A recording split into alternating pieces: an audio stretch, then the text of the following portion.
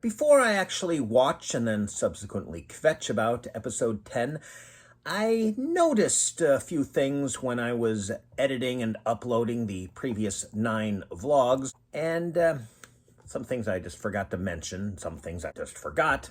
One thing is that the 6 robots by themselves, when they're not the Gestalt form, are the Orbots, and the Gestalt form, this robot here, which I guess it looks like this. I don't think this is a good representation of it. Maybe it's just me. Is Mighty Orbots. No definite article, and an S on the end despite being singular. I mean, the 6 individuals, I don't know if one of them singularly would be an Orbot or an Orbots. But speaking of the Orbots, I forgot because it's not really very noticeable. They actually have 2 forms. They have their civilian form and their Orbots form, but it's not really noticeable except on Ono. Hence the space helmet I keep mentioning, although I still like my headcanon about how it makes her look and feel more human. Plus, Rob wears a space helmet, so she's more like Rob, so she's more like a part of the team. That's my headcanon anyway. I don't know, I guess Rob programmed in their personalities? Or maybe it's sort of a basis and then they developed. I'm probably putting more thought into this show than some of its creators did. So, without any further ado, go! Mighty Orbots! Mechanical heroes who pee in their pants every day! Mighty Orbots! Wow, yeah, definitely not a very accurate likeness of Mighty Orbots. And a few more things I forgot to mention.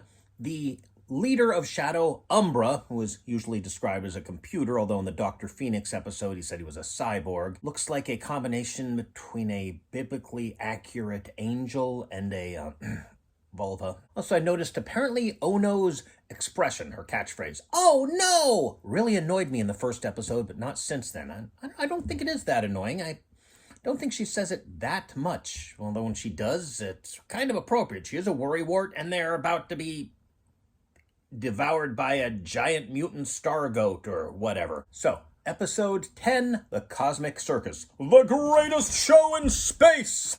Kind of surprised they didn't also get sued by Ringling Brothers Barnum and Bailey Circus. Then again, they didn't sue the BBC either. This episode, once again, has a title card, along with the "and now back to," or "we now return to," whatever, and a bumper. So, my theory that they stopped doing the bumpers is unlikely, unless they stop doing them for a few.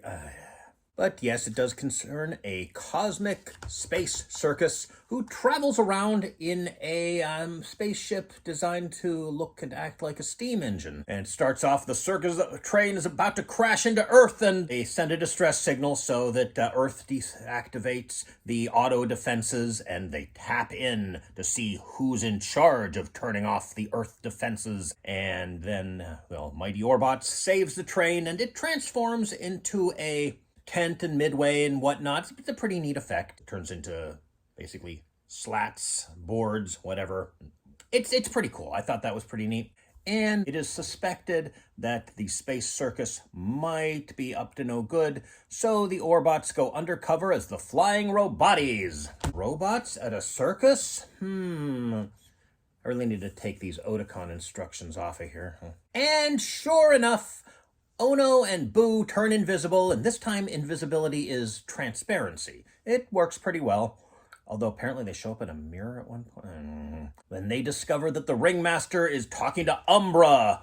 Now that they know who the people are in charge of turning off Earth's defenses, they can lure them into the Hall of Mirrors and make duplicates of them, and we better tell Galactic Patrol, but apparently they don't have any kind of communicators with at all, none of them, and then the Ringmaster sabotages their act in a way that they can't easily get out of. They actually thought of some explanations. I'm surprised there, but they do get out, and now we better tell Rob, and they go all over the place looking for Rob, and finally, I'll call him.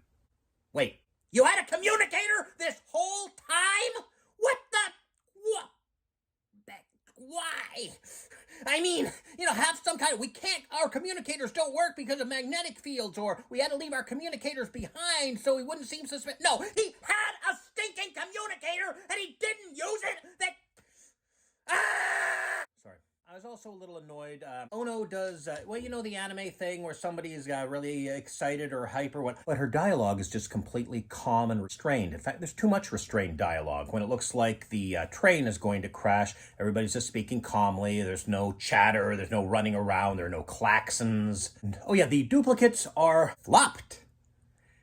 And it's a little bit suspicious that, for example, her communicator is on her opposite wrist and her insignia, do I have an insignia? Close enough, is backwards, but the glowing red eyes, nah, again. Well, it looks like I might have actually covered all my notes this time, so I'm going to take a shower and get dressed here. 3 more to go.